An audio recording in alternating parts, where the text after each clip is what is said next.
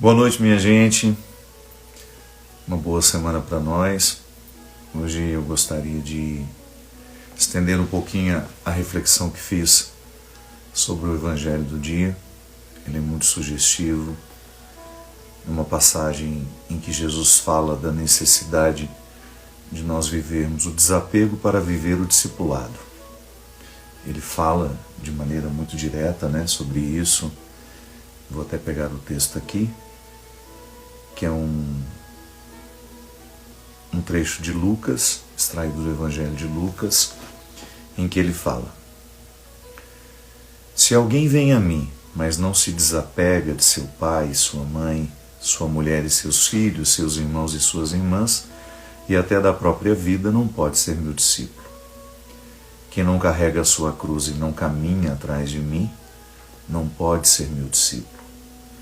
Com efeito, qual de vós, querendo construir uma torre, não se senta primeiro e calcula os gastos, para ver se tem o suficiente para terminar? Caso contrário, ele vai lançar o alicerce e não será capaz de acabar. E todos os que virem isso, começarão a caçoar, dizendo: Este homem começou a construir uma torre e não foi capaz de terminar. Ou ainda, qual é o rei que, ao sair para guerrear com outro, não se senta primeiro e examina bem se com 10.000 homens poderá enfrentar o outro que marcha contra ele com 20.000? Se ele vê que não pode, enquanto o outro rei está longe, envia mensageiros para negociar as condições de paz. Do mesmo modo, portanto, qualquer um de vós, se não renunciar a tudo que tem, não pode ser meu discípulo. Esta é a palavra da nossa salvação. Eu sei que a cultura do desapego não faz parte da nossa vida. Aliás, nós ocidentais temos quase que um movimento muito contrário, a gente entende que desde muito cedo a gente foi educado para alcançar, para acumular, para conquistar. E dificilmente a gente é preparado para as perdas. É como se nós negássemos uma dimensão da condição humana que não pode ser suplantada. Uma dimensão dela que faz parte o tempo todo, Nós estamos aqui neste momento e estamos vivendo um processo de ganho. Eu estou ganhando muita coisa hoje, eu estou ganhando experiência, eu estou ganhando conhecimento, eu estou ganhando a vida que está aqui ao meu redor, as pessoas que me cercam, mas ao mesmo tempo, no avesso de tudo isso, há um processo de perda que a gente não tem como negar, É uma experiência que faz parte é inerente ao meu processo, mas eu não tenho como. Vou desativar aqui só para a gente, depois eu abro para a gente conversar e trocar umas ideias. Mas é um processo inerente que eu não tenho como evitar. Hoje eu estou deixando de ser também quem eu fui. Estou assumindo uma nova roupagem do meu eu. À medida que o tempo passa, eu faço a experiência de perder vitalidade. Claro, durante um período da nossa vida, a gente nem percebe muito essas perdas, A gente vai notar isso à medida que o tempo passar, e nós vamos sentindo as debilidades que o tempo vai trazendo. Claro que a gente acumula outras coisas também, mas necessariamente a gente vai viver um processo de decadência, é uma palavra muito forte, mas a gente vai decair nas nossas destrezas, a gente vai deixar de ter a mesma visão, a gente vai perdendo o equilíbrio.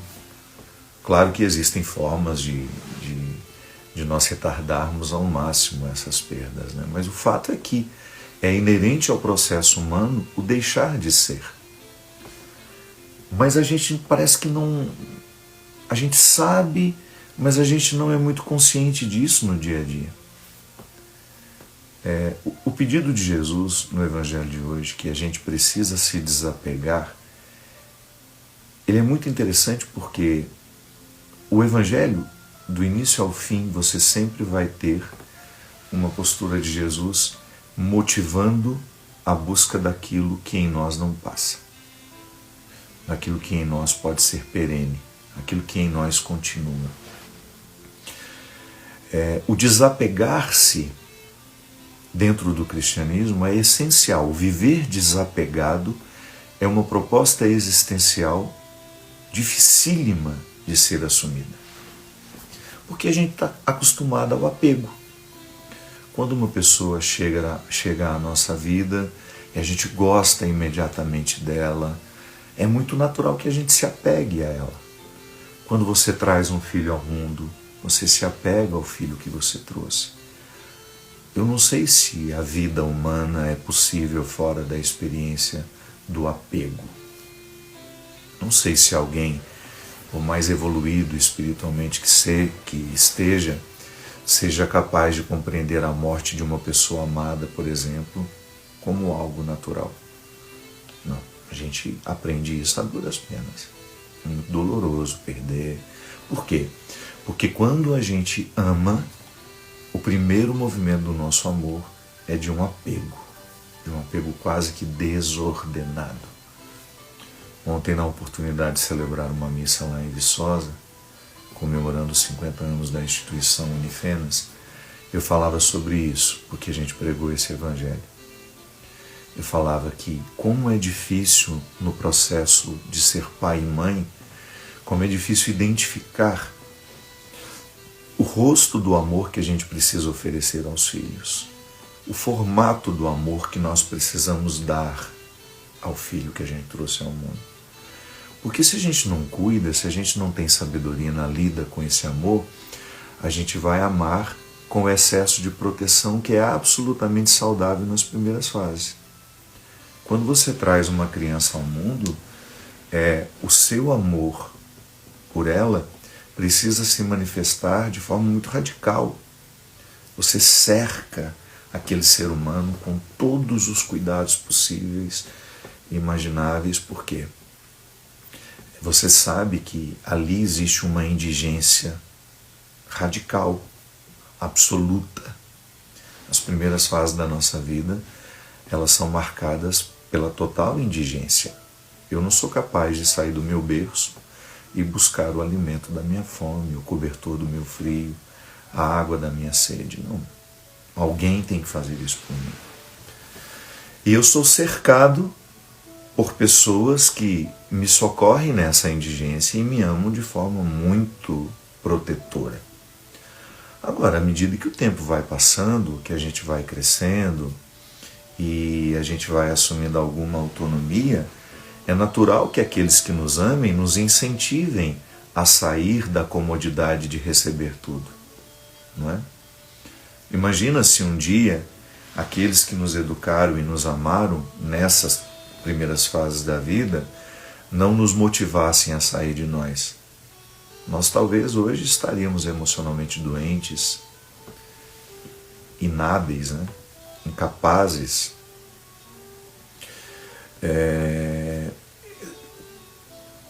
movidos pelas inseguranças que o excesso de proteção provoca em nós. O excesso de proteção é muito natural nas relações amorosas. A gente tem uma tendência a superproteger as pessoas que nós amamos. E por incrível que pareça, eu sei que às vezes a gente reveste isso de romantismo, né? Temos uma visão muito positiva da superproteção, mas dependendo da fase da vida, ela pode ser contrária ao próprio ato de amar.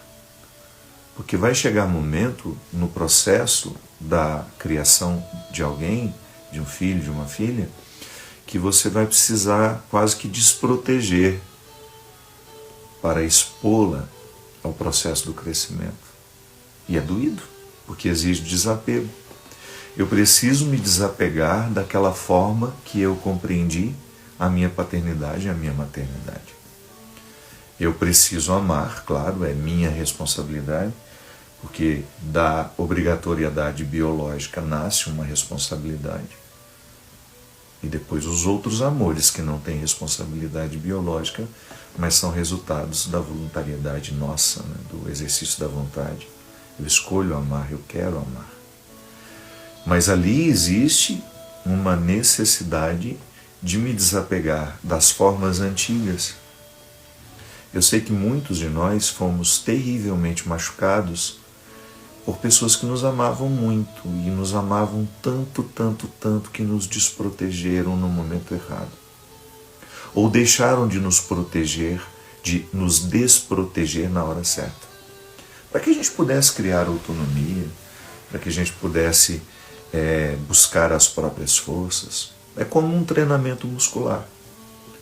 O treinamento, quando ele é conduzido de forma inteligente, ele vai recrutando todos os músculos daquela região que você trabalha. O exercício convencional talvez vá recrutar apenas alguns.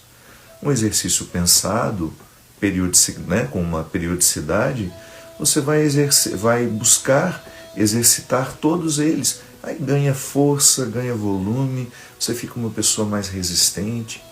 E emocionalmente é a mesma coisa. Quando nós somos estimulados ao treino certo, a gente cria autonomia.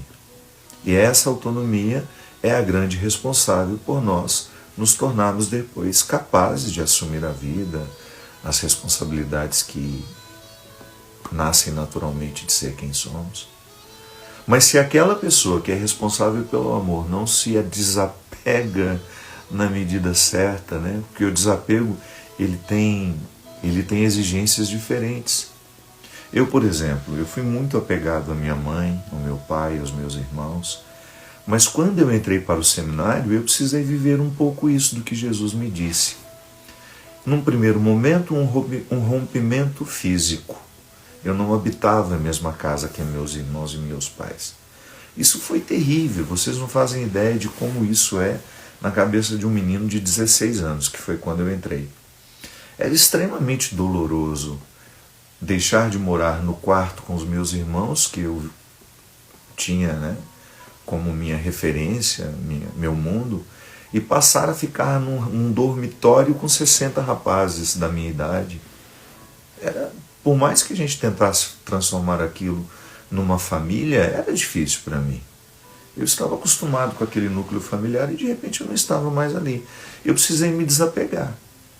Eu precisei reconfigurar o meu conceito de família, eu precisei reconfigurar o meu conceito de lar, eu precisei transformar o seminário na minha casa. Eu achava interessante que o padre Maurício, que foi o meu primeiro reitor, Maurício Leão, ele é de uma sabedoria, um homem que eu gostaria de ter por perto, assim, para ouvir sempre. Eu me lembro que ele começava a corrigir a nossa linguagem. Quando nós íamos de férias para a casa dos nossos pais, a gente tinha o hábito de dizer, vou para casa, passar férias em casa. Ele nos aconselhava, tenta modificar essa linguagem.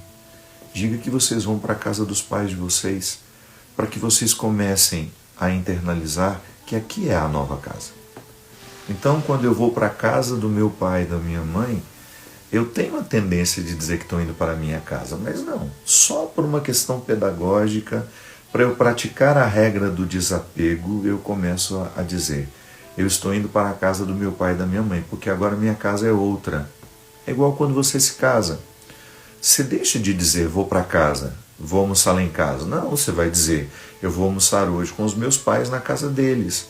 A sua casa é outra, você construiu uma família.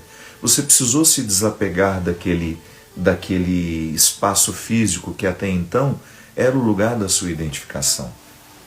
Pode parecer bobo isso, né? Mas é assim que a gente vai vivendo o desapego. E eu me lembro que depois, à medida que o tempo foi passando, eu fui precisando descobrir outras formas de viver o desapego, que talvez seja o mais difícil, que é o desapego emocional.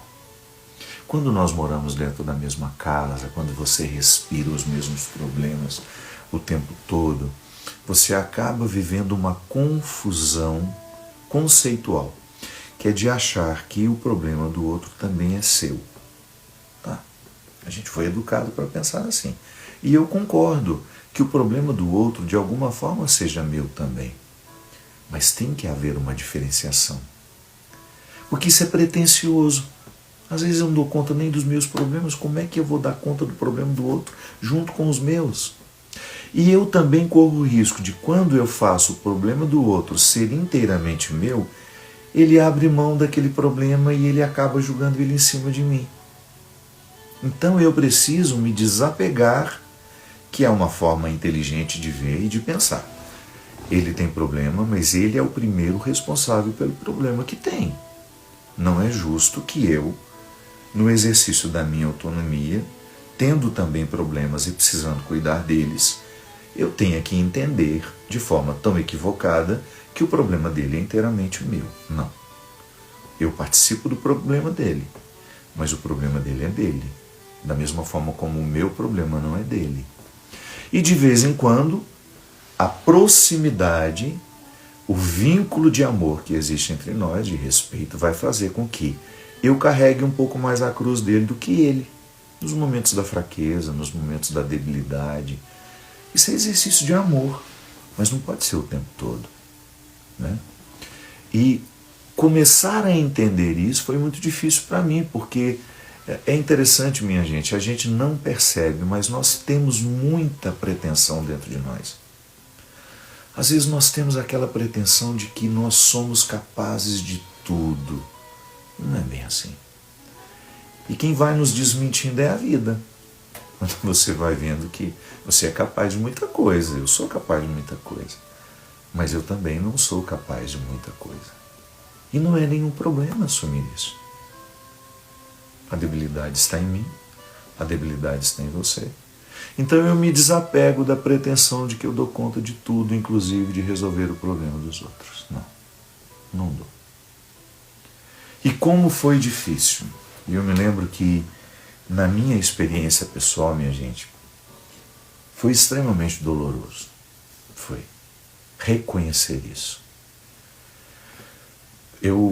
Outro dia, eu abri uma caixa, que foi uma coisa que minha mãe guardou durante muito tempo. E foi tão doloroso abrir aquela caixa. Porque naquela caixa estão, inclusive ela está aqui, eu olho para ela e não tenho muita coragem de mexer. Naquela caixa estão as muitas cartas que eu escrevi ao longo da minha vida, para minha mãe, para os meus irmãos, para as minhas irmãs. Eu não sei porque todo esse material ficou com ela. Acho que porque moravam todos na mesma casa, né? E aí as cartas deviam estar lá e alguém resolveu guardar e ela me deixou isso. Eu sei que quando eu fui ler um pouco dessas cartas, eu entendi uma coisa que eu ouvi do padre Wilson, que agora é bispo, lá em Santa Catarina, Dom Wilson Yankee. Acho que é Yankee. Ele foi um homem muito importante na minha vida, porque ele me fez, talvez ele nem saiba disso, talvez eu nunca tenha tido oportunidade de dizer isso a ele. Ele é psicólogo, formado numa linha da psicologia, muito voltada à vida religiosa, à vida sacerdotal. Eu era seminarista lá em Brusque, fazia filosofia, e ele me fez entender isso. Eu tinha uma ligação muito doentia com a minha irmã, a Cida, que faleceu, porque todos os problemas da Cida eram muito mais meus do que dela. Eu assumia tanto os problemas dela que eu não conseguia ser feliz. Acho que vocês já me ouviram falar nisso, né? Eu tenho uma melancolia natural, eu nunca fui uma pessoa muito extrovertida. Tudo isso que em mim é extrovertido, é para fora, foi resultado de esforço. Eu não sou naturalmente assim. Sou tímido, eu sou aquele que quando chegava nos lugares tremia para dizer uma primeira palavra.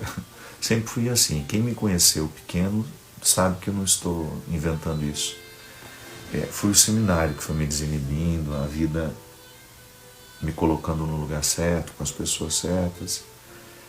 E eu, sempre muito melancólico, tive tendências suicidas em muitas fases da minha vida, de maneira muito especial na adolescência.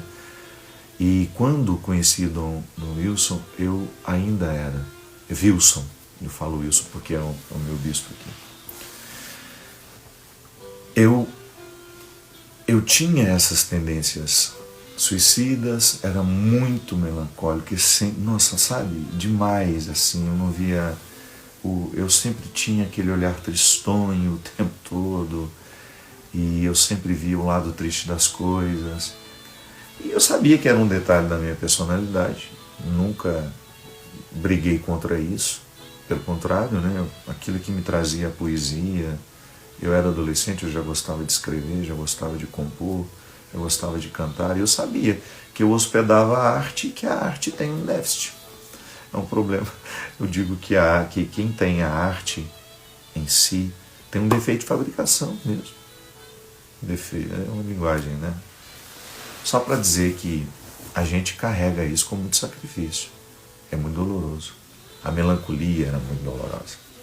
E o Dom Wilson foi muito... Wilson, desculpa, troca de nome toda hora. Ele foi muito preciso em identificar isso. Ele falou, tá certo que é próprio da sua personalidade a melancolia, mas a sua família agrava isso. Eles têm muita ascendência sobre você ainda. E amar não é isso. Amar é você saber fazer a diferenciação, o que é meu, o que é do outro. E volto a dizer, em alguns momentos da nossa vida, a gente leva mais a cruz do outro do que ele. Mas é só de vez em quando. Não pode ser o tempo todo. Não é justo. Não é justo com você. Não é justo com o outro. Quando você percebe que a cruz do outro foi totalmente assumida por você. E eu me lembro, sabe, minha gente, e lendo um pouco daquelas cartas que ficaram com a minha mãe, meu Deus, como isso era uma verdade. Como eu não tinha tempo para resolver as minhas questões. Eu acabei assumindo muito o que era dela e fiquei quase que sem tempo para resolver as minhas questões. E foi muito difícil me desapegar disso, porque eu achava que abrir mão de levar tanto o sofrimento dela seria uma forma de não amá-la, né? Não. São as peças que a nossa mente vai nos pregando, né? Porque eu aprendi uma coisa com a Ziza, e eu sempre repito isso, nem tudo que a gente sente é verdade. A gente não pode confiar inteiramente nos nossos sentimentos. Você precisa levá-lo ao tribunal. Leve o sentimento ao tribunal e faça exatamente a cena do tribunal. Acuse, defenda, para você chegar a um entendimento se aquele sentimento que está ocorrendo, ele é verdadeiro. Se ele tem realmente conexão com a realidade. Ou se ele é um resultado das mentiras que a sua mente, muitas vezes movida pelas suas culpas, pelo seu complexo de culpa que a gente assume em algum momento da vida. O sentimento de culpa é uma ferida no nosso espírito, no nosso cérebro.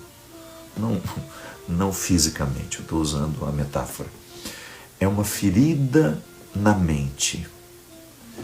E quando eu fico sendo regido por essa ferida, eu nunca me sinto merecedor de nada. Era assim que eu me sentia. Por mais que eu reconhecesse os dons que tinha me dado, eu sempre tive bons amigos, eu sempre fui uma pessoa cercada de pessoas que me amam. Uma vez o padre Joãozinho fez essa distinção e eu acho que ele tinha muita razão. Ele falou assim, o Fábio é muito facilmente amado. É da personalidade dele, ele provoca amor onde ele passa, ele tem facilidade de ser amado. E ele precisa aprender a amar, porque quem às vezes é muito amado tem dificuldade de amar. E ele tem razão, eu sempre fui muito amado pelos meus amigos, eu sempre tive amigos muito fiéis, eu sempre tive pessoas que dariam a vida por mim, eu tenho, não posso reclamar. Mas sempre existia aquela tristeza que não me permitia desfrutar do status quo que eu desfrutava, que eu havia conquistado. Aí esse complexo de culpa que muitas vezes nos coloca assim como que irresponsáveis no momento que você se desapega do outro e diz: eu vou continuar te amando, mas eu te amo com uma certa distância. E infelizmente vou ter que diminuir os nossos encontros, vou ter que diminuir os nossos acessos. Quando ele disse isso, claro que ele não falou dessa forma, né? Ele só disse assim: escreva menos, saiba menos. Talvez ela acorde. E realmente, ele tinha muita razão. Claro que sempre fica a culpa. Depois que ela morreu, depois que ela deixou de estar aqui, neste mesmo lugar que eu, sempre me ocorre a culpa. E eu acredito que vocês que estejam comigo agora, que já viveram situações diferentes, sabem, né? Quando alguém vai embora da nossa vida de forma definitiva, inalterável, é impressionante como nós encontramos motivo para a gente se culpar. É impressionante como nós somos cruéis na lida com os nossos sentimentos. Por mais que você tenha amado aquela pessoa, quando ela morre, você teve 1000 motivos para se alegrar ou para recordar com alegria. Você vai lembrar daquele dia que você fez isso, que foi horrível que você fez. Eu não sei como é que o nosso processo mental nos faz tão encarcerados assim. Impressionante. Talvez seja porque nós tenhamos sido educados dentro de modelos muito românticos. E o que eu acho interessante é que em Jesus não há romantismo. É dura, a palavra dele é dura. Quando ele fala, por exemplo, em outra passagem, né? Eu não vim trazer a paz, eu vim trazer a divisão. Isso pode parecer contraditório. Não. É que às vezes algumas situações precisam passar pelo duro processo do enfrentamento. Aí a paz é construída. Porque eu posso muito bem pensar em Jesus como aquele que traz a paz de forma mágica. Não. Como é que pode se resolver a paz na Ucrânia com a Rússia? Conversando, negociando. Não tem como um anjo do céu descer e chegar lá, convencer o Putin disso, daquilo, o presidente da Ucrânia. Não, não é assim que funciona. Os resultados que nós queremos precisam ser construídos. Quem não constrói aquilo que quer alcançar, nem tem o direito de esperar alcançar. Então, quando Jesus diz que ele veio trazer a espada, ele diz: eu vim ensinar a vocês que a paz é o resultado de uma negociação. Dentro das nossas casas, nós não estamos acostumados a viver a negociação e o enfrentamento. A gente está acostumado a gritar um com o outro quando enche a tampa, quando você já aguentou de tudo e está completamente fora do eixo. Aí você grita uns impropérios e fala absurdos e fala até aquilo que você não gostaria, até aquilo que você não acredita. Por quê? Porque a gente não tem o hábito de fazer o enfrentamento, que é o desapego. É aquela experiência que você vai fazer de dividir as funções. Por isso que eu digo, em Jesus não há romantismo. O que ele quer de nós são posturas inteligentes, posturas refletidas, que nos façam entender o nosso processo humano. Gente, nós não somos anjos. Muito embora alguns pregadores gostem desse discurso angelical e transformar o evangelho numa coisa que a gente escuta até acha bonito, mas fala, não, mas isso não tem nada a ver comigo. Quantas vezes eu escutei pregações assim? Eu, no dia em que Deus fez sentido para mim, que Ele me envolveu com todas as minhas ambiências, eu falei, opa, o que este Deus quer de mim, como dizia Guimarães Rosa, é coragem, determinação, lucidez, coragem inclusive de perder. Eu sei que muitos discursos cristãos que a gente escuta por aí associam Deus a um senhor que fica atrás de um balcão negociando graças, né? E dando a quem merece, a quem paga o dízimo, a quem faz isso, a quem faz aquilo, a quem tem boas ações. Em Jesus a gente não vê isso. Às vezes transformam o cristianismo numa outra coisa que não tem nem mais Jesus na origem. Em Jesus o que nós temos? Quando ele tem os amigos ricos dele, aquela festa bodas de Caná, por exemplo, quando ele vai à casa de alguém, ele sempre diz que é preciso saber ter. Ele ensina o despojamento aos que têm e também aos que não têm. Porque às vezes a gente pensa ingenuamente que o desapego somente os ricos precisam viver. Não. Às vezes eu, na minha condição de pobre, eu me apego à minha pobreza e a transformo numa forma de chamar a atenção dos outros e de querer a atenção dos outros o tempo todo. Eu lido com isso em mim o tempo todo, as minhas indigências, não só materiais, né? Eu já fui muito pobre materialmente, eu sei o que é, inclusive, quase que não ter o que comer em casa. Uma fase muito difícil da nossa vida, a gente comia arroz e taioba. E estava tudo certo. Sofrido? Sofrido. Eu sei o que é não ter. E depois, hoje, eu sei também o que é ter, inclusive com a possibilidade de ajudar a minha família, as pessoas que eu amo, as pessoas que eu não conheço, mas que eu sei que precisam da minha ajuda. Então, há muitas formas de fazer a coisa, a viver essa experiência, de conhecer aquilo que é em mim uma realidade a ser transformada.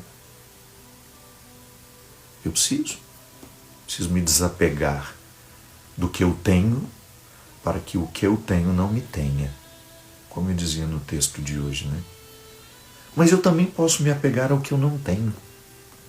Olha como é estranho isso e parece contraditório, né? Às vezes eu não tenho, invejo o que o outro tem e vivo a minha vida inteira orbitando em torno desta inveja que eu sinto. Aí o que eu preciso me desapegar? Do que eu não tenho, que é do outro. Eu não tenho. Por que eu quero ter? Para ser parecido com o outro? Para ter a visibilidade do outro? Não, não posso. Eu tenho que descobrir o que eu posso ter e construir a minha história a partir do que me é possível. Até do que eu não tenho, eu preciso me desapegar.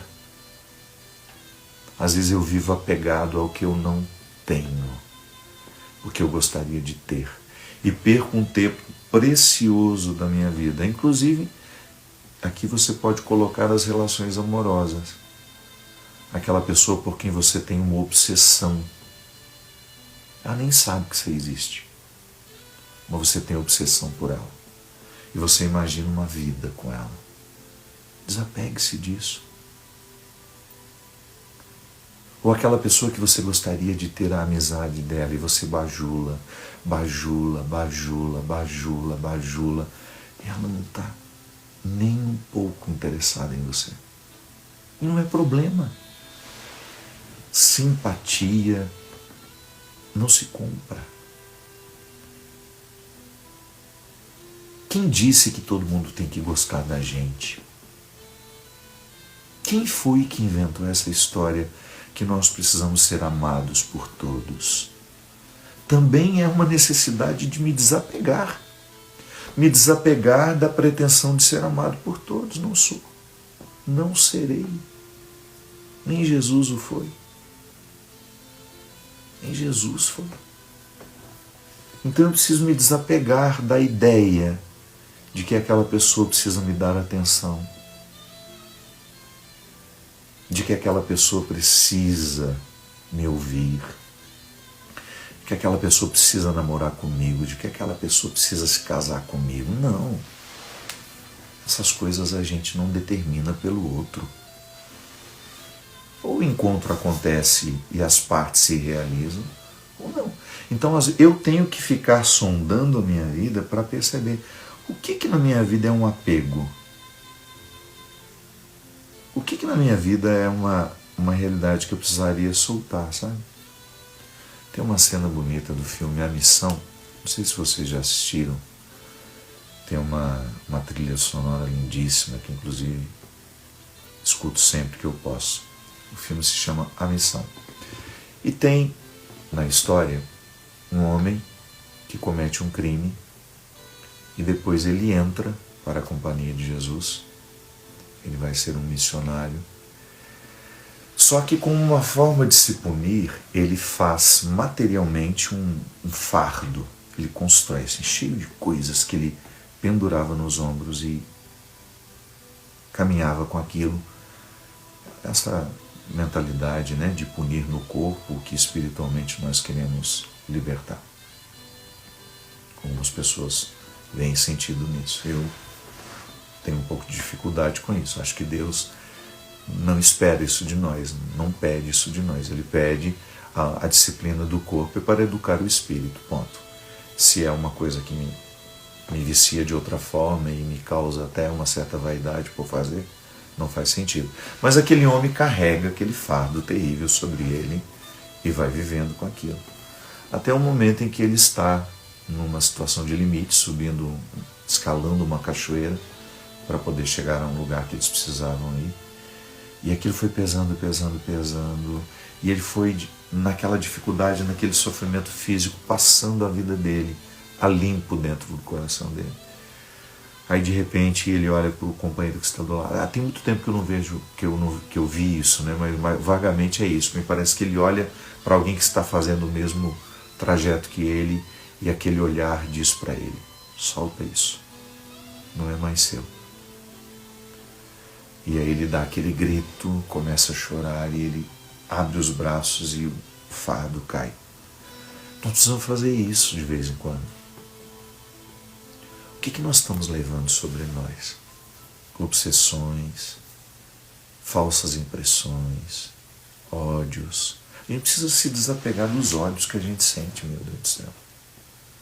Minha gente, há muito tempo eu assumi uma postura que algumas pessoas dizem que é... Não.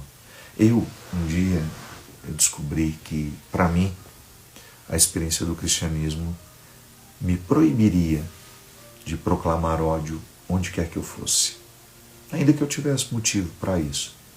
Quantas vezes eu sou atacado, as pessoas que não gostam de mim, né, encontram um motivo para ficar, e às vezes até de forma muito cruel, fazem julgamentos, pessoas que nem sabem quem eu sou, né, me vê naquilo que eu tenho de vida pública, me acusam de tantas coisas, e eu cheguei à conclusão de que eu não alimentaria nenhuma espécie de movimento de ódio.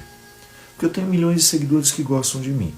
Você já imaginou se eu expor uma pessoa, por mais que ela tenha me machucado, por mais que ela tenha me magoado, ao movimento dos seguidores que me amam, que nem sempre é um movimento amoroso e caridoso, eu estaria numa contradição. Então, claro, se eu precisar dar uma resposta oficial a alguma coisa, eu farei. Mas ficar respondendo para provocar ódio, alguém que fala uma coisa ruim de mim, não. Na maioria das situações, eu nem vejo, porque não é uma coisa que me importa. Para que eu vou alimentar dentro de mim um sentimento que vai contaminar os que são bons. Imagina que eu sou uma fábrica de sentimentos. Sou mesmo. Eu escuto uma música, eu me emociono, os sentimentos que vêm à tona são bons. Ontem, por exemplo, vocês não fazem ideia como a gente foi feliz. A gente foi fazer o show em Alfenas, né? Inclusive, eu até publiquei antes, eu não sabia que não podia, porque era um show fechado para em comemoração lá da Unifenas. Se Deus quiser, um dia eu volto para ser um show aberto para todos. E eu sabia que meu amigo Fábio Júnior, e a gente ficou amigo mesmo, estaria lá também. Aí nisso, o que eu fiz? Eu dei um jeito de que as pessoas que eu amo, que são muito próximas a mim, pudessem ir para lá, passar o fim de semana em Alfenas, e a gente se encontrar para o meu show, para a missa, e depois para o show do Fábio Júnior. Meu Deus do céu, que felicidade a gente viveu ali. Foi tão bom, sabe? Eu não bebo nada, né? Não bebo uma gota de álcool. Mas eu não preciso do álcool para eu ficar feliz e para eu ficar espontâneo. A música faz isso comigo. Ela me leva para um lugar muito agradável em mim. E há pessoas que me levam a um lugar muito agradável dentro de mim. A Alice, a Tânia, o Toninho, todo mundo que estava ali, o Everson com a família dele. A minha banda, que são agora uma preciosidade na minha vida que vocês não imaginam. Não imaginam. A banda que eu tinha até então, que nós ficamos 10 anos na estrada, são pessoas maravilhosas e que cumpriram um papel na minha história. Eu sou eternamente grato a cada um que trabalhou comigo até então. Mas de repente, num momento em que eu estava fragilizado, que eu estava me sentindo sozinho, que eu não tinha uma mão para segurar, porque me reacendeu o desejo de fazer o trabalho com a música de novo, mas aí eu estava sozinho. Quem até então estava comigo tinham seguido outros caminhos, estavam fazendo outras coisas. O Maurício foi de uma nobreza de alma, Maurício Piaçarotto, porque a princípio nós teríamos duas bandas, uma banda no Nordeste e a outra banda aqui no Sudeste. A banda no Nordeste é essa que atualmente está comigo, e depois aquela que sempre estaria comigo. Aí quando o Maurício viu, né, nós fizemos os primeiros shows lá no Nordeste, ele comunicou assim ao Alexandre, que é o empresário: fala para o padre ficar tranquilo,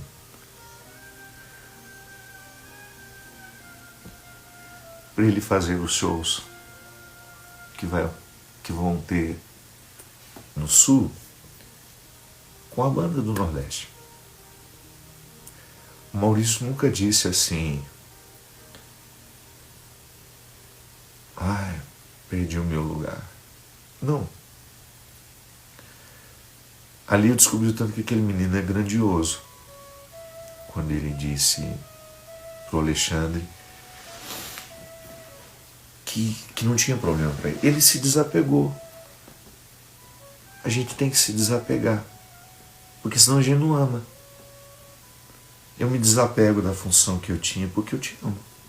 E você está seguindo de outra forma agora, com outras pessoas. Não é que se despreza o que existiu antes, não. A gente abre o coração para receber os que estão aqui agora. E é assim que a gente avança. Eu estava dizendo, né? A gente tem dificuldade de se desapegar de tudo. A gente se prende ciosamente às pessoas, às situações. Isso vai virando um fardo sobre nós. Que a gente tem dificuldade de virar a página, a gente tem dificuldade de se dar uma nova oportunidade. É difícil, minha gente. Não estou dizendo que é fácil para mim, não, é difícil. Viver o desapego. Entender, eu não preciso ser amado por todos. Nem todo mundo vai querer a minha companhia. Nem todo mundo vai querer a minha amizade. Nem todo mundo vai escolher andar ao meu lado, nem todo mundo vai gostar da minha música, nem todo mundo vai querer ler os meus livros, nem todo mundo vai querer participar das minhas celebrações, nem todo mundo vai querer estar comigo neste momento, participando daquilo que eu promovo. Está tudo certo. Eu preciso me desapegar dessa pretensão e das muitas pretensões que são próprias da vida. Eu preciso aprender a perder. E olha que eu já perdi muito na vida. Se eu não aprender, pelo amor de Deus. O dia que eu perdi a minha irmã, Heloísa, que morreu num acidente trágico, eu pensei, meu Deus do céu, eu acho que eu nunca mais vou sentir uma dor tão pungente quanto essa. E é que agora eu falo com você, que também experimentou isso em algum momento da sua vida. Quando morreu alguém na sua vida que você pensou, eu não vou suportar. Ou eu não tive absolutamente nada, nem parecido com essa dor. E aí você perdeu. E aos poucos você foi superando.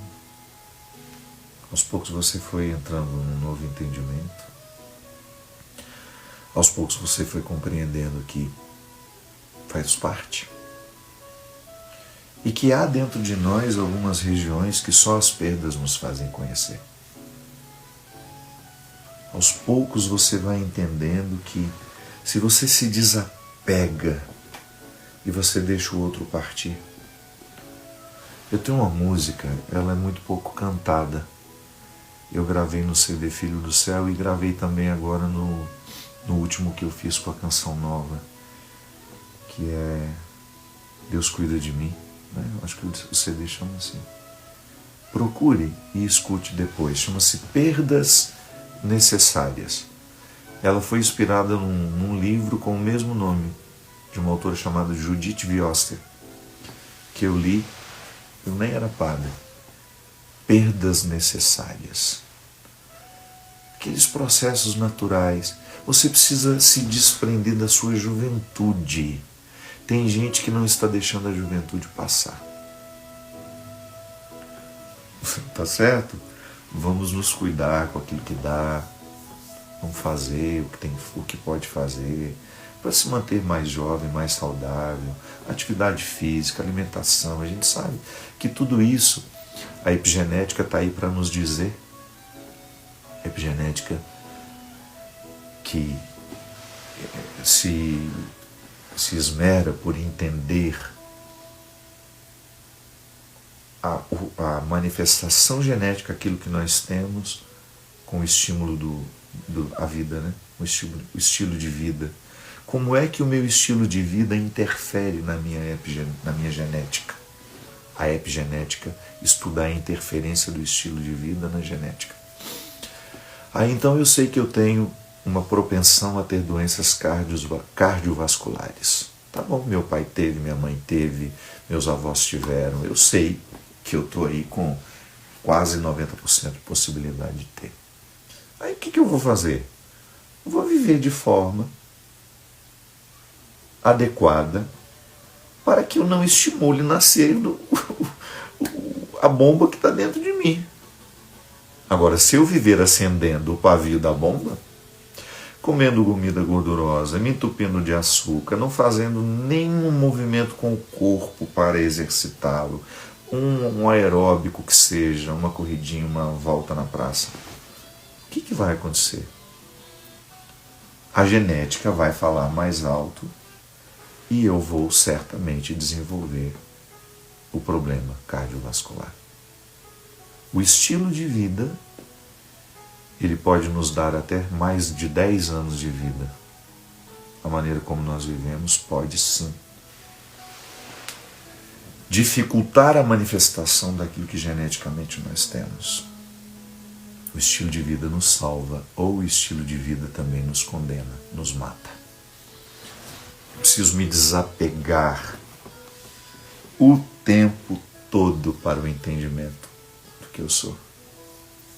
Preciso me desapegar do tempo que eu não tenho mais, dessa juventude que já foi. Já sou um jovem senhor. E desfruto dos benefícios deste tempo, da maturidade que a idade me trouxe. Mas não posso ficar inimigo da minha idade. Eu não posso ser inimigo do meu estado atual. O meu estado atual, ele me proporciona isso, ele me dificulta aquilo, e está tudo certo. Eu sobrevivo. Eu perco o tempo todo. Eu estou perdendo desde que eu entrei na vida.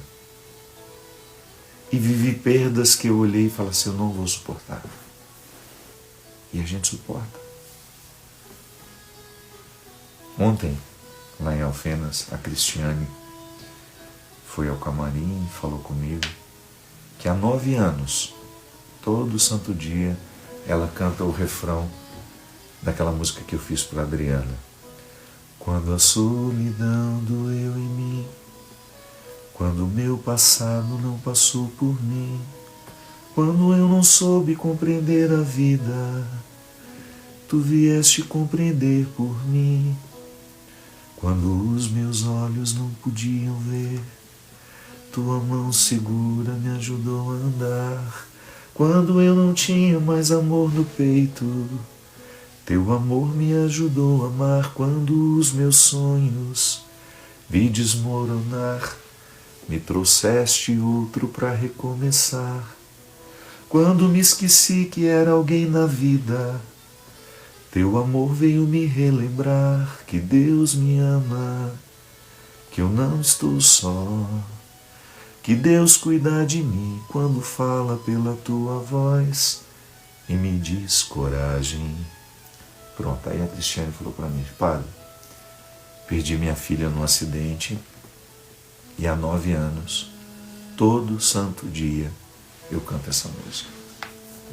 Porque este refrão me faz lembrar que Deus me ama e que a coragem vai me ajudar a atravessar o momento.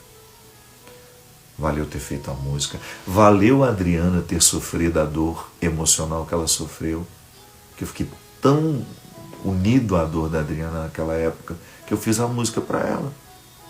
Não fiz a música para as minhas dores, não. Estava lá na Bahia, esqueci o nome da cidade. Um mal-estar, a mulher estava com uma diarreia danada, passando mal o dia inteiro de intoxicação alimentar. E aí, no quarto daquele hotel, naquela solidão, naquela época a gente não conseguia alterar nada da vida que estava programada, né? Era muito cruel aquilo. Os organizadores não tinha contrato, não tinha nada. Então você podia estar morrendo em cima do palco que você tinha que ir. Essa a minha situação naquele dia. Precisava voltar para casa, precisava ir para um hospital e estava lá no quarto do hotel esperando a hora do show. E aí eu me lembro que aí eu fiz a música do início ao fim. Não a partir da minha perda, da minha dor. Fiz a partir da dor da Adriana. A dor da Adriana foi o ponto de partida e de chegada para a construção da letra, da melodia Humano Amor de Deus. Então, o tempo todo eu estou perdendo e as pessoas que eu amo perdem comigo, estão perdendo também. Às vezes a gente se socorre, às vezes a gente se ajuda. Eu preciso perder, preciso aprender a perder. Para que quando eu precisar perder, eu possa encurtar um pouquinho o tempo da recuperação. Quando eu estou apegado demais, a minha mãe para mim sempre foi uma lição nesse aspecto, sabe? Porque minha mãe foi uma mulher que amou muito, mas ela não prendeu ninguém, nunca. Minha mãe nunca prendeu filho. A gente está tocando até uma música de Natal. Pelo amor de Deus, deixa esse Papai Noel escondido um tempo. Quero ver a cara dele por enquanto não. Estamos em setembro já, né? Jesus amado. Parece que foi ontem. Uma vez eu tive um surto natalino, não sei se vocês já tiveram esses surtos, de sair para comprar uma árvore de Natal. Pois é, eu vi uma árvore na casa da Jaque, minha amiga lá em Belo Horizonte. Eu tive um surto natalino e coincidiu que eu tinha uma viagem para Orlando. A gente ia ter um show lá, uns shows. Menina, eu entrei dentro daquela loja de Papai Noel. Tem uma loja lá naquela região de Natal que fica aberta o ano inteiro e tocando aquelas músicas de Natal o tempo todo lá dentro. Eu lembro que isso era junho, julho, uma coisa assim. E eu fui enchendo os carrinhos, fui enchendo os carrinhos. De repente, minha gente, eu tinha comprado uma árvore de quase 5 metros de altura. Como aquilo chegou no Brasil, como aquilo chegou aqui, isso tem muitos anos já, tem uns 10 anos. Eu não me lembro mais como chegou. Eu sei que fizemos tudo certinho, transportadora, pagamos o imposto, tudo, e a árvore chegou. Meu pai de misericórdia, aí para montar aquela árvore, vocês não fazem ideia. A gente ficou tudo espetado. Ele começou de manhã e foi até no final do dia. A Teca, coitada. Você olhava para ela, parece que ela ia ser uma baiana no salgueiro, de tanto glitter que tinha nela. A Tânia. Todo mundo coberto de purpurina. Aí eu me lembro que a casa, por onde você ia, aquele inferno daquele brilho grudado em tudo, até nos olhos da Santa. Eu me lembro que um dia eu encontrei um brilho daquele. Veja, nem a Nossa Senhora, coitada, escapou do excesso do brilho. E aí eu me lembro que aí foi aquela penúria, aquele tempo todo. A árvore lindíssima, parecia uma árvore de shopping. Aquela árvore linda que dava assim gosto de olhar para ela, mas parecia que ela soprava o brilho dela para todo lado. Aí pronto, passou o Natal. Quando chegou a hora de desmontar aquilo, vocês não fazem ideia. Outro sofrimento. E aí, nunca mais montei. Então, deixa o Papai Noel quieto aí. Me desapeguei da árvore. Me desapeguei da ideia de que deveria ter uma árvore de Natal. Uma coisa também, para a gente já terminar, uma coisa muito necessária na nossa vida é a gente ter mais critério para aquilo que a gente deseja. Eu sei que a vida humana é impossível fora da pulsão do desejo, né? A gente não vai contrariar o que as ciências que nos entendem dizem sobre nós. Mas também na proposta de Jesus há uma coisinha que parece tocar a questão do desejo. Desejar é extremamente perigoso. Porque o desejo nos mobiliza, né? Ele nos mobiliza para aquilo que é bom, mas nos mobiliza também para aquilo que é ruim. Quando eu desejo, todas as minhas pulsões estão ali. Quando eu desejo alguém, quando eu desejo algo, quando eu desejo um posto, quando eu desejo um cargo, e o poder tem muito isso, né? Como é perigoso a gente ficar submisso àquilo que a gente deseja. Deseje, não tem problema, é isso que nos mantém vivos. Mas seja dono do seu desejo e não servo dele. Porque às vezes você pode passar por cima dos outros, você pode se prejudicar porque o seu desejo está na inversão, está absolutamente fora de ordem. Você que deveria comandar o desejo, você ter um ponto aí, sei lá, como é que chama isso em nós, né? Consciência, alma, espírito, superego, tem tantos nomes. Eu acho tão interessante os múltiplos saberes, né? Como todos eles querem entender a mesma coisa. Como é que na nossa vida nós podemos identificar a gerência do desejo? Quem é que pode ordenar esse desejo?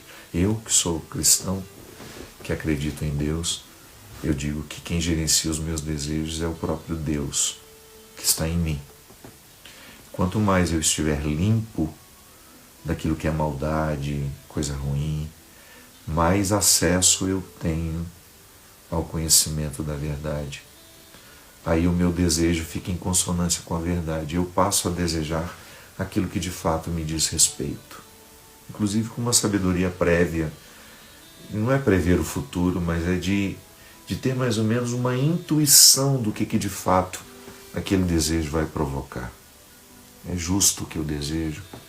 É justo gastar a energia com esse desejo? Ou eu preciso me desapegar? Como eu dizia, desapegar-se de obsessões que temos, de pessoas, né? Que a gente se vicia em pessoa igual a gente se vicia na cocaína. Um perigo. Um dia, conversando com a Beatriz Barbosa, ela me falava isso. Pessoas são tão viciantes quanto cocaína, maconha, LSD, essas balas que as pessoas usam para entorpecerem a alma. Tudo em nós precisa ser monitorado, senão a gente fica desgovernado. E o Evangelho de hoje é claro. Se eu não me desapego, eu não posso viver o discipulado. Tá certo, mas você fala, mas eu não sou cristão, não quero ser parecido com Jesus. Mas você precisa ser fiel a si. Eu quero ser discípulo de Jesus. Eu quero ser bem parecido com Ele. Estou longe, mas quero. Eu admiro Jesus. Eu quero ter os mesmos sentimentos que Ele. Eu quero ser um homem sem preconceito como Ele foi. Eu quero ser um homem amoroso como Ele foi. Eu quero ser um homem pacífico como Ele foi, trazendo a espada para o enfrentamento, olhar nos olhos daqueles que precisam assumir os seus lugares na minha vida e na delas. Eu quero ser capaz de criar a divisão necessária para aquilo que me diz respeito, aquilo que diz respeito ao outro. Eu quero. Então, a mim interessa, sim, fazer aquele processo que um dia eu precisei fazer, de sair da minha casa, me desapegar da geografia da minha infância, assumir o mundo como um lugar meu. Cada fase da minha vida eu morei num lugar. Então eu aprendi a me desapegar. Claro, eu amo este lugar onde eu estou, o Vale do Paraíba. Não troco isso aqui por nada. Esse meu canto do mundo me faz muito feliz. Mas eu sei que é temporário. Tudo é temporário. Se por acaso eu precisar ir, partir, deixar, eu preciso estar preparado para isso. Porque eu quero ter esta postura que o Evangelho de hoje me sugere. Me sugere desapego, me sugere resignação, simplicidade. Não posso querer conciliar o cristianismo de Jesus. Há muitos aí outros que são conciliáveis. Eu não posso conciliar o cristianismo de Jesus com os excessos. Então, até aquilo que eu tenho não pode me ter. Aquilo que eu tenho precisa ser para multiplicar na vida dos outros. Alegrias, felicidade. Como ontem, aquele show do Fábio Júnior, aquelas músicas que a gente sabe cantar todas de cor, aqueles amigos reunidos e eu com a nítida percepção de que aquele momento estava valendo a pena. De que eu não trocaria absolutamente nada nem ninguém. Estavam ali exatamente as pessoas que eu queria que estivessem. Claro, algumas outras também que o senhor pudesse trazer e colocar, mas estavam ali. Eu não fiquei lamentando quem não foi. Eu olhei para os que estavam comigo, para os que escolheram estar comigo. E foi muito bom o que eu vivi. E também já passou. Ficou o registro bom e eu me desapeguei já. Não posso me apegar nem às alegrias. Imagina, ficar aquela pessoa eternamente apegada ao que foi, ao que deixou de ser. Não. É essa liberdade que precisa nos caracterizar como discípulos de Jesus. Hoje estamos aqui, estou neste cargo, estou nesta função, estou feliz, muito bem, obrigado. Mas se amanhã eu precisar mudar os rumos de tudo isso, eu preciso estar preparado. E a mística do desapego é que faz isso com a gente. É ela que nos capacita. É ela que nos dá o direito de viver, né, a vida com qualidade, de apreciar o que a vida hoje está nos dando. É isso, minha gente. Vamos fazer mais vezes, né? Tem gente que já está lendo o livro. Inclusive eu estou com um livro aqui, ó. Eu acho que a gente pode, ao longo dessa semana, ter uma conversinha sobre ele, se vocês quiserem, se vocês estiverem dispostos. Foi lançado esta semana. Quantos eus que não são meus. Às vezes a gente se torna quem a gente não deveria, às vezes a gente abre mão de quem a gente deveria ter sido, às vezes a gente vive muito sob a expectativa dos outros, né? Às vezes a gente fica distante da nossa essência. Este livro é uma reflexão sobre isso. Passa um pouco pela neurociência, né? Porque é importante saber o que os cientistas dizem sobre a nossa capacidade de saber quem somos. Passa um pouquinho pela filosofia, pela psicologia e também pela espiritualidade. É isso, minha gente. Muito obrigado. Muito obrigado pela companhia de vocês. Foi sem avisar, sem nada. E a gente teve tantas pessoas passando por aqui. Eu espero que a nossa conversa tenha sido boa, tenha feito alguma coisa boa por você, que é isso que a gente quer. Toda prosa, né? Toda prosa precisa ser construtiva. Aqui uma pessoa fez uma pergunta aqui que eu achei interessante. Ó. Qual a diferença entre o desapego e a desilusão? Na verdade, a desilusão é um estado de conhecimento, né? Que é quando você ajunta as peças do entendimento e você chega à conclusão de que aquela realidade não existe. Então você se desilude, você desfaz a ilusão.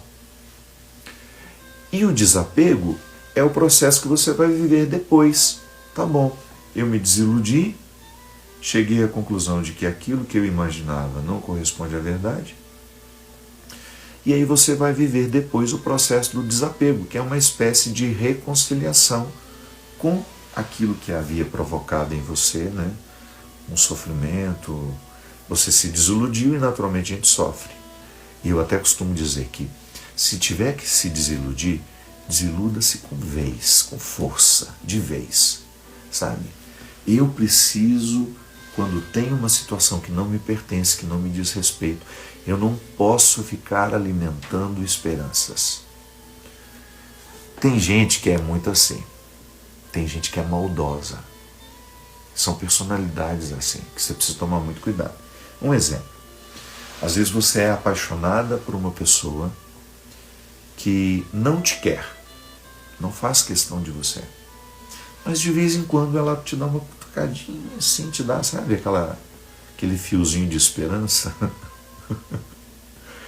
E aí aquilo vai fazendo com que você nunca se desencante.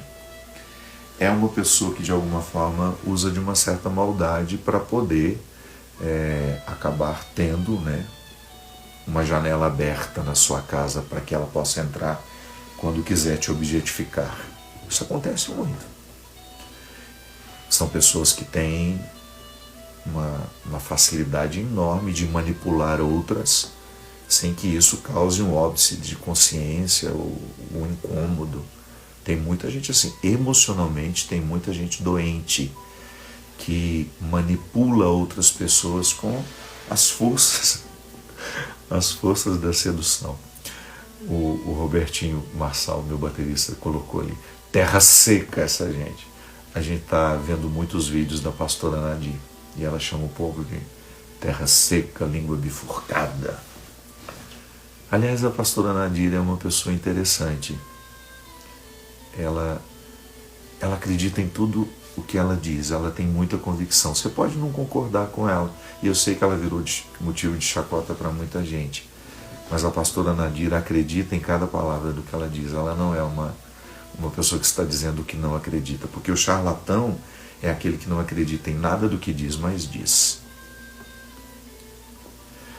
Então, a diferença é essa, eu me desiludo e depois eu me desapego.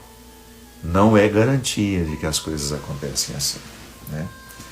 Eu vou viver a desilusão e ela é benéfica e é preciso intensificar a desilusão. Às vezes, quando a gente não intensifica a desilusão, fica uma pontinha do cordão, sabe? Que às vezes você puxa e traz toda aquela coisa que já deveria ter sido sepultada à tona. E não pode. Desiludiu-se? Desilude-se de vez. Se depois houver um outro reencontro com aquela pessoa, que seja de outra forma, que seja a partir da realidade e não das ilusões. Desapegar dos bens materiais ou emocionais, os dois desapegos são necessários. E é interessante porque dá-se uma impressão de que desapego dos bens materiais significa que você vai jogar tudo fora, que você vai vender tudo e não ter mais nada. Não.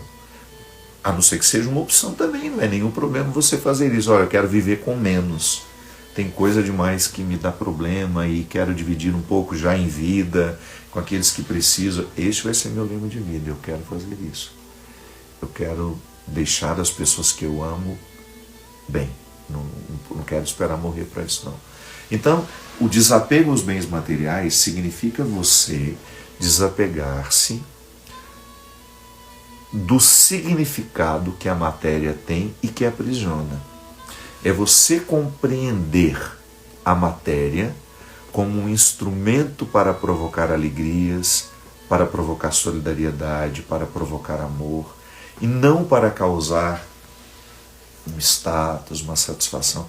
É impressionante como nos dias de hoje o bem material ele é muito usado para a promoção da autoimagem. Tem muita gente que tem, não é porque quer ter, é porque precisa ter. Porque acha que a sua valia como pessoa está muito associada ao fato de ter. Então, não basta eu ter um sofá confortável, eu tenho que tirar foto desse sofá, eu tenho que publicar, eu tenho que mostrar para o maior número de pessoas que eu tenho um sofá, eu preciso colocar no outdoor que eu tenho um sofá lindo, branco, dentro da minha sala, e eu preciso fazer propaganda do que eu tenho, porque quando eu faço propaganda do que eu tenho, de alguma forma alivia a carência que eu sinto, o sentimento de como é que chama isso? De inferioridade que eu carrego. Então, é muito perigoso quando eu instrumentalizo a matéria e a transformo quase que numa forma de validação de quem eu sou. Não, pelo amor de Deus. Aquilo que nós temos materialmente, resultado do nosso trabalho, que não seja resultado do roubo, do engano, da injustiça, da corrupção, resultado do seu trabalho, você trabalhou por isso. Você acha que Deus não abençoa o resultado do seu trabalho? Pelo amor de Deus. Deus abençoa tudo que nós colocarmos diante dos olhos dele. E ele vai nos ensinar a ter. É por isso que, quando eu faço o exercício de entender o valor do que eu tenho, aquele que eu tenho não me aprisiona, ele me liberta. Agora, quando eu não compreendo o valor do que eu tenho, ele me aprisiona. E dificilmente eu vou saber usufruir o que tenho. Então, o fruto do nosso trabalho, aquilo que você construiu ao longo da sua vida, pode ser a casa mais simplesinha do mundo, minha gente. Se ela é um resultado do seu trabalho honesto, você acha que Deus não está abençoando isso? Ou pode ser uma casa linda que o seu dinheiro lhe deu. Transforme a sua casa linda num lugar de alegria.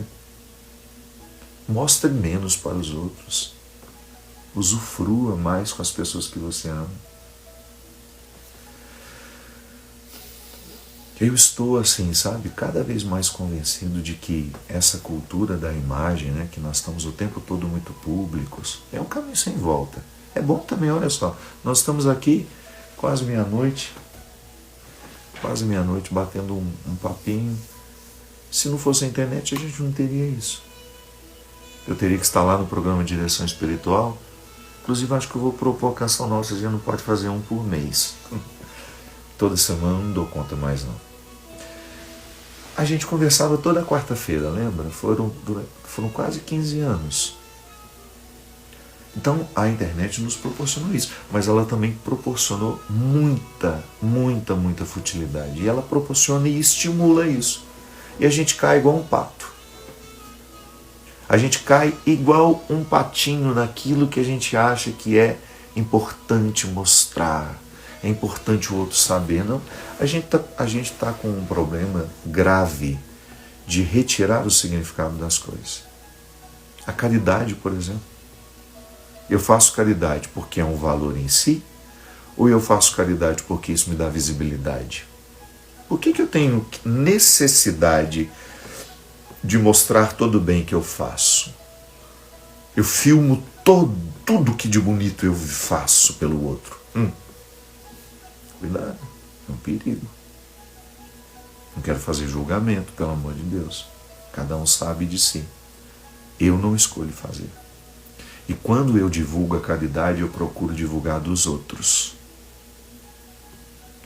Porque eu tenho muito medo do incenso. O incenso da vaidade. Eu já sou vaidoso demais para procurar outras coisas. E quando eu falo que eu sou vaidoso demais, é daquilo que vocês sabem de mim. Graças a tudo aquilo que eu entendo, eu não me sinto no direito de me sentir melhor que ninguém. Mas ninguém mesmo, minha gente. Eu já disse muita asneira, de desmerecer a dor do outro, de achar que aí não, hoje não. Eu estou em outra fase da minha vida e agradeço a Deus por ela. Deus que me livre de achar que eu sou melhor que alguém. Não sou.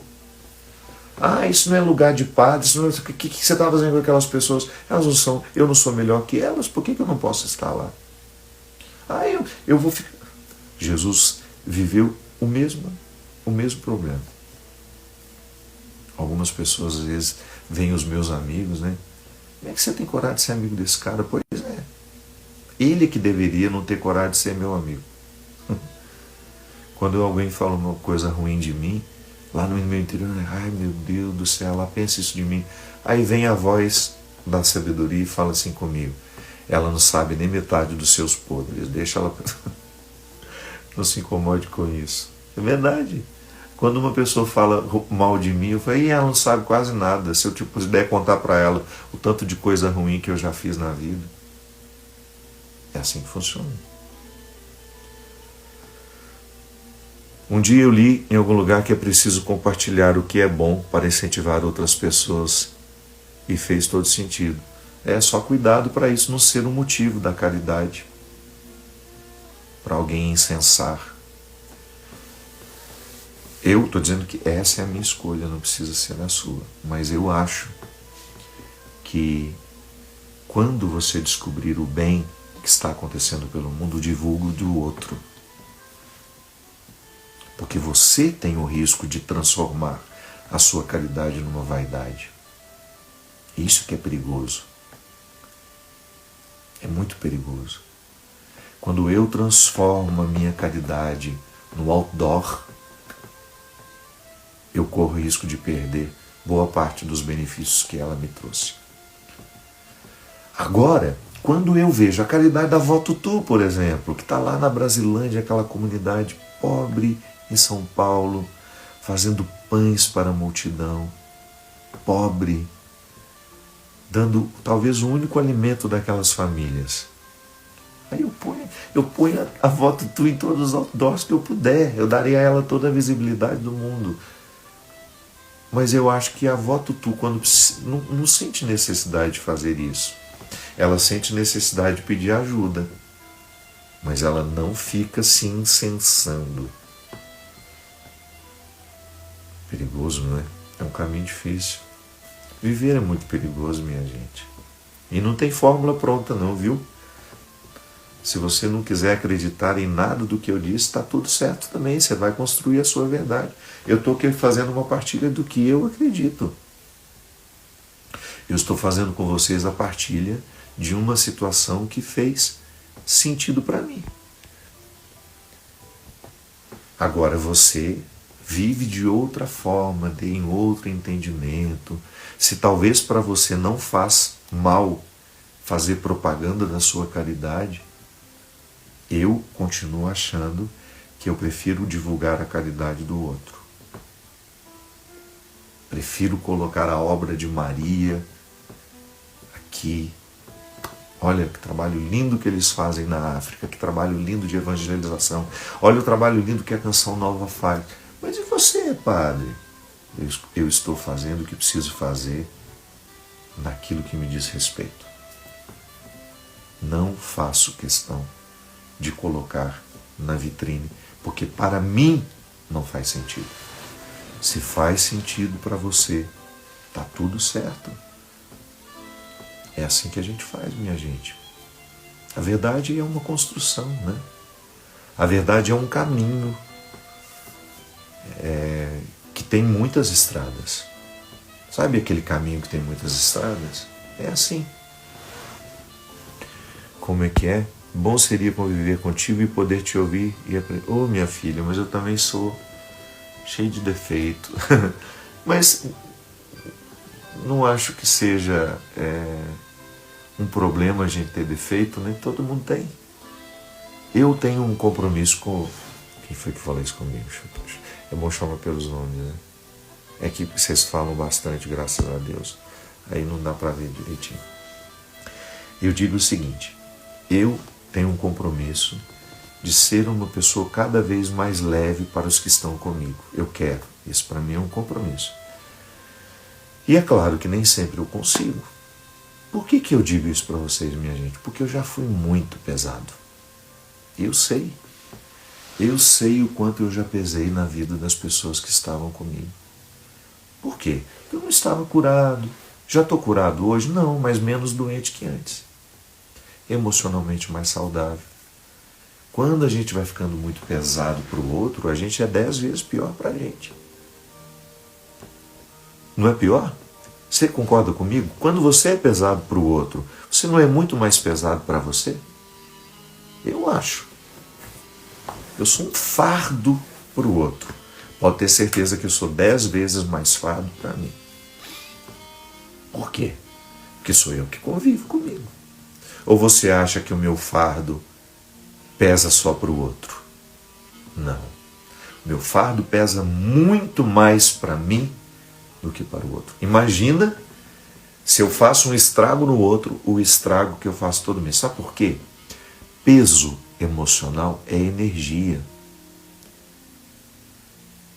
Peso emocional é descarga de hormônios dentro de você. O tempo todo.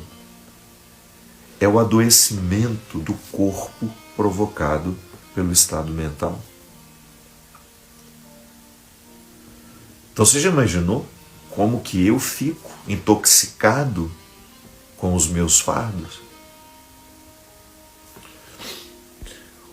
O costume e a prática auxiliam no desapego, Marcelo?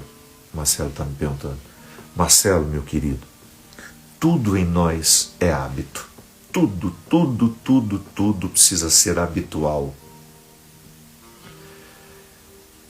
Você sabe, é por isso que vem o termo hábito, a batina do padre, a roupa das freiras, para lembrar que precisa ser habitual aquela entrega.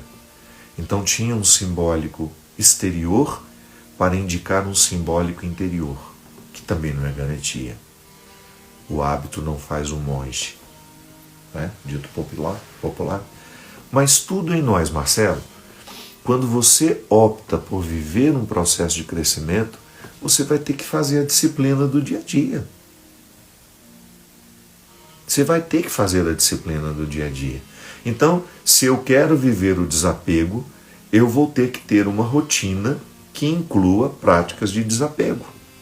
Se é um desapego material, então, por exemplo, eu vou hoje abrir o meu guarda-roupa que está repleto de coisas que eu não uso há muitos anos. Mas por que você não doa? É a pergunta mais prática. E quem dera as perguntas práticas pudessem ser respondidas de forma prática. Não são. Nem tudo é tão prático. Nem tudo é prático. Nem tudo é zero. Como é que eles falam? Esqueci a expressão. Muitas coisas. Então, eu preciso fazer a minha experiência de desapego. Então, tá bom, eu vou olhar e vou me desmentir quando eu falar assim, mas e se eu tiver essa ocasião para vestir isso? Não vou ter, se não tive há mais de 2, 3 anos, não vou ter outra ocasião. E a roupa que sobra no meu armário está faltando no armário de alguém. Então é assim, com pequenas coisas. E olha, gente, o desapego não é uma realidade só para viver os que têm muito. Não. A gente pode se desapegar a meia dúzia. Ou melhor, a gente pode se apegar ciosamente, doentemente, a meia dúzia. Da mesma forma como eu também posso me apegar a milhões. Rede social, por exemplo. A gente precisa se desapegar de curtidas. Desapegue-se. Postou algo que é importante para você? Não fique com a possibilidade de desvalidar o que foi importante para você porque só 4 pessoas curtiram. Padre Fábio, como fazer para não absorver a maldade do outro quando nos ofende?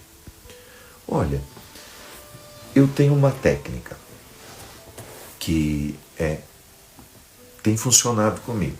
Quando alguém me ofende, é claro que eu não tenho como evitar o primeiro impacto da ofensa. O primeiro impacto da ofensa é involuntário, não escolhi. Agora, o segundo, o terceiro, a voluntariedade vai diminuindo. A involuntariedade vai diminuindo, desculpe-me. O primeiro impacto, eu não posso escolher. Ela me ofendeu e imediatamente aquela ofensa provoca descarga emocional em mim. Aí depois, num exercício de vontade, eu falo, faz sentido eu me ofender? Faz. Eu não tenho nada do que essa pessoa disse. Aí de repente eu falo, não, mas um pouco ela tem razão. Ela viu, percebeu. Ela não tinha o direito de dizer, porque ela não me conhece, eu não pedi a opinião dela. As pessoas são deselegantes.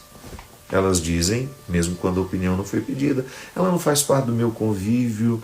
Ela funciona quase como um hater na minha vida, porque ela não gosta de mim, mas ao mesmo tempo gosta. Para que eu vou prestar atenção nela? Tá bom, mas aquilo que ela diz faz sentido? Ela tem um pouco de razão? Tem, tá bom. Então por que eu vou me ofender tanto? Aí é aquela velha história, minha gente. Quando você descobre que você tem muitos defeitos e você se reconcilia com eles, o que acontece?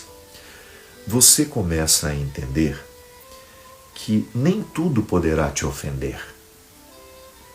Porque muito daquilo que os outros dizem está intimamente ligado à sua verdade, só que você não gosta de ouvir.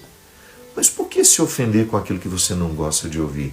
Não é mais fácil você ouvir e dar um pouco de razão àquele que está dizendo e usar daquilo que o outro disse como um caminho que você pode trilhar para tentar corrigir um pouquinho daquilo que ele acusou? Então até o inimigo pode ter um papel positivo na sua vida. Até o inimigo pode contribuir para o seu crescimento. Inimigo nada, né? Porque inimizade é quando você aceita o vínculo. Eu nem conheço, não tenho vínculo nenhum, então nem minha inimiga ela é. Ela não é nada. Mas pode ser que uma opinião de alguém que não é nada na sua vida possa fazer sentido para você. Então, a ofensa, vamos recapitular. O primeiro resultado da ofensa é involuntário, eu não tenho como escolher. Acontece, me invade, eu sinto. Depois, o segundo movimento já pode ser mais voluntário. Eu posso escolher sentir. É aquele momento que você analisa, que você faz uma reflexão sobre o que foi dito e você vai chegar a entender se aquilo que ela diz tem motivo para te ofender ou não. Na boa parte das vezes, minha gente, não faz sentido se ofender. porque nós somos todos iguais, os nossos defeitos são muito parecidos. E aquele defeito que ela está acusando em você, porque ela vê nela o tempo todo também, é que a gente não tem coragem de dizer. A gente não tem coragem de dizer. Quando a pessoa te chama de hipócrita, é porque ela reconhece a hipocrisia nela também. Ou você acha que ela é uma santinha? Que ela faz tudo certo? Você tende a olhar para o outro que te ofende como alguém que está magnífico e perfeito. Nada. Todo mundo é igual. Todo mundo é igual. Deixa de bobagem de achar que você é pior que os outros. Você pode ter detalhes da sua personalidade que dificultam mais. Mas todo mundo que fica dizendo o que quer, sobretudo aqui hoje, né? Essa coisa de comentários abertos. Isso é a mesma coisa que você abrir a sala da sua casa e dizer: olha, vem aqui e gritem o que vocês quiserem. Isso é loucura. É uma neurose. A gente não faz isso com os outros. Você abre a sala da sua casa e deixa todo mundo entrar e gritar o que quiser? Não, porque você tem respeito pela sua casa. Mas rede social é uma sala constantemente aberta.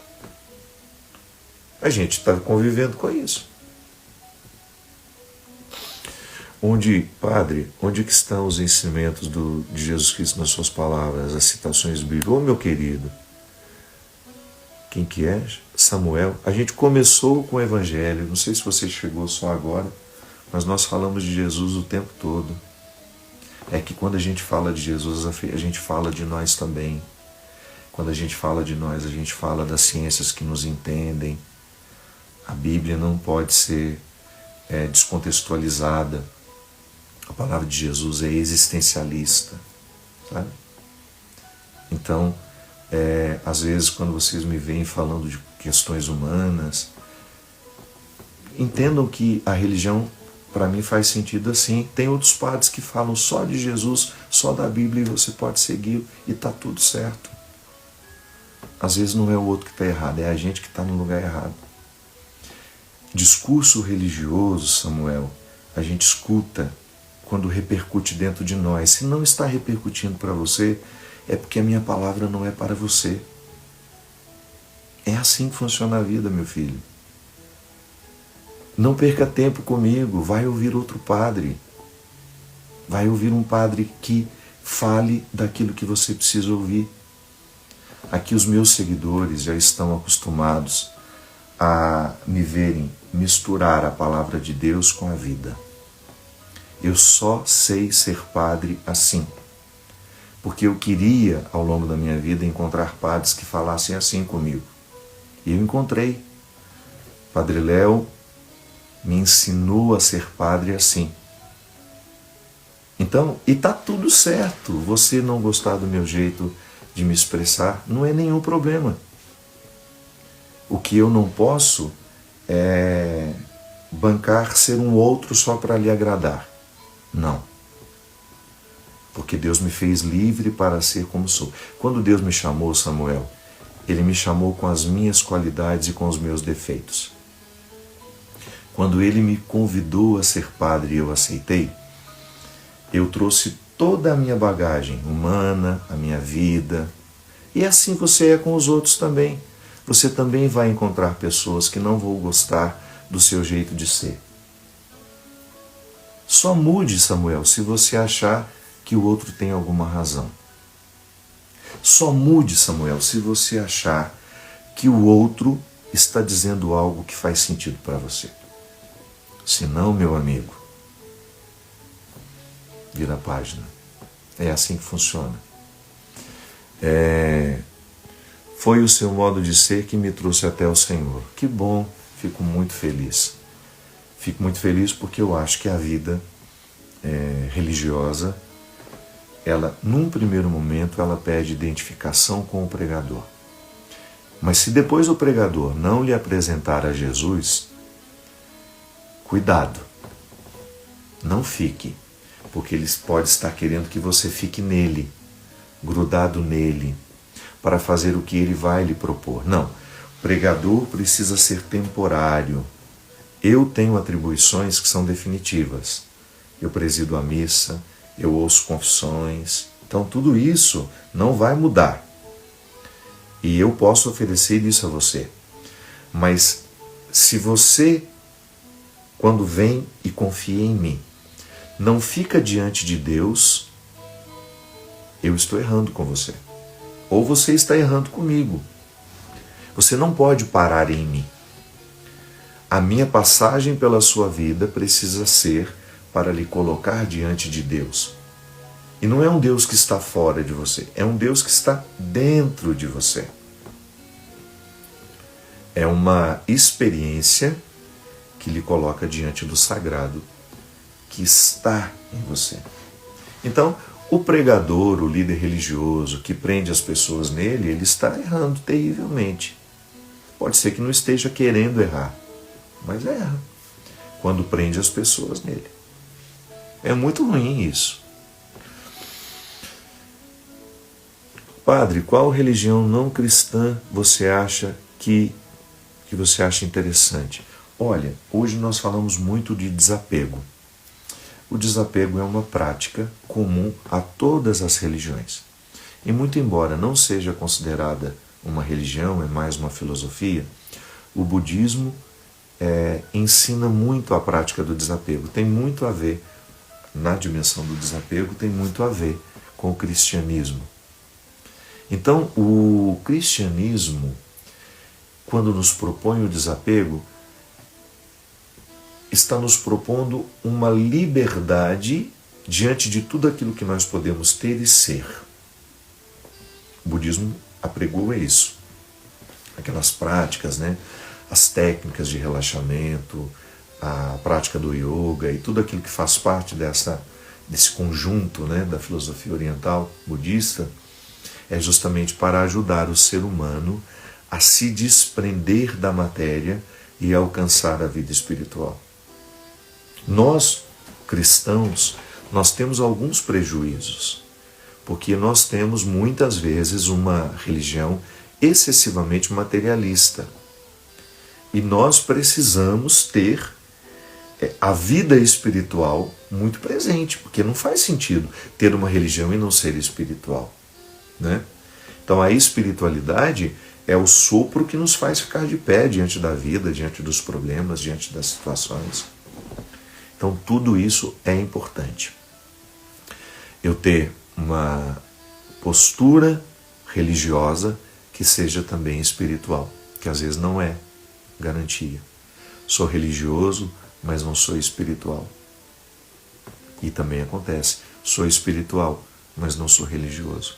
Às vezes tem gente que tem vida religiosa intensa, não tem nenhuma espiritualidade. Às vezes você encontra uma pessoa que tem pouca vida religiosa, mas já evoluiu tanto, já chegou a um entendimento tão nobre das coisas, das pessoas, da própria condição humana, já está lá, metade do caminho, muito mais do que nós, às vezes, que somos religiosos e ficamos penando para poder aprender alguma coisa. Aí você vai dizer o quê? Mas como é que você explica isso? Não tem explicação. Deus dá, Deus tira, Deus faz, Deus acontece. E pode ser que aquela pessoa tenha tido situações na vida que ela soube viver bem e entender, né, que fizeram com que ela pudesse avançar e crescesse muito como pessoa. Salva esta live? Não sei, é possível salvar uma live de quase 2 horas? Se for possível, ficará. Aí depois vocês... Mas eu acho que está errado isso, a gente precisa falar mais vezes, né? Custa nada. Se vocês têm disposição de estarem aqui 1h10, tenho certeza que teriam disposição para estar num horário mais confortável e a gente conversar de vez em quando. Faz bem para mim também, minha gente. Escrevam uma coisa. Eu não digo a vocês nada que eu não precise ouvir. Eu nunca quero ser alguém que fica dizendo aos outros fórmulas de bolo que ele nunca fez, receitas que ele nunca experimentou.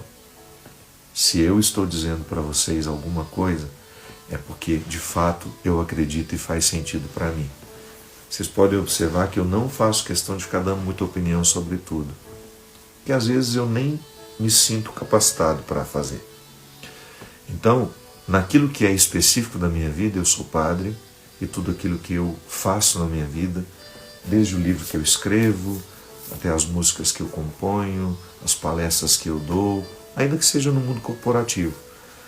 O conhecimento que as minhas faculdades me deram, eu sempre faço de tudo para que seja algo que de fato eu acredite e que eu diria para mim. Então aquilo que eu digo para vocês é porque eu digo para mim todo santo dia. Sou um homem frágil, tenho defeitos, muitos defeitos, erro em pontos que eu tento corrigir, continuo errando do mesmo jeito, mas sou insistente. Um dia eu descobri que Deus não é um privilégio dos santos, Ele é um direito dos pecadores. E eu me assumo pecador, não é com vergonha, não. Eu me assumo porque esta é a minha condição. Não preciso ficar dizendo quais são os meus pecados, mas eu sei quais eles são. Os meus pecados eu conto a quem eu confio, preciso desabafar. Não acho que ficar contando os pecados publicamente possa nos salvar de alguma coisa. Às vezes pode até banalizar a própria experiência. Também não tenho medo deles, são meus. Tento superar no dia a dia, né? E é isso. Muito obrigado pela companhia de vocês, viu? Muito obrigado mesmo. E a gente, inclusive dia 6 de setembro, a gente vai ter uma live, eu acho que deixa eu ver o horário que é, com o meu querido Marcos Montenegro. Se você quiser assistir, Marcos é um grande agente de artistas no Brasil, trabalha muito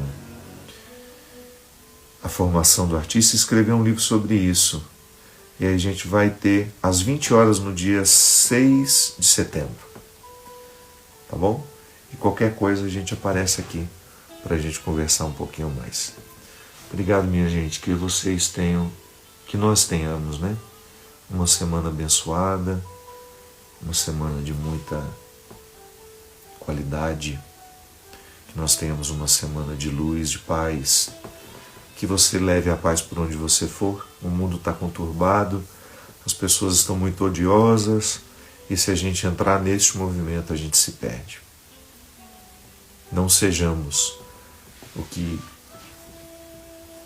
o movimento quer que a gente seja. Façamos a diferença. Vamos bloquear o ódio onde a gente puder.